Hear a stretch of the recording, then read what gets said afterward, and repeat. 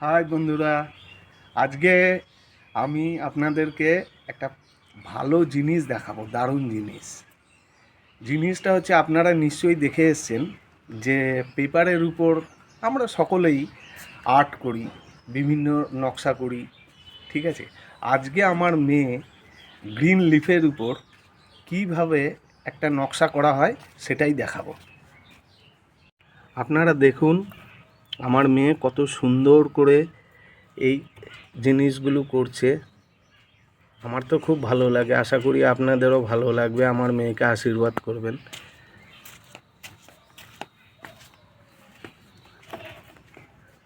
এই হচ্ছে আমার মেয়ে অনন্যা।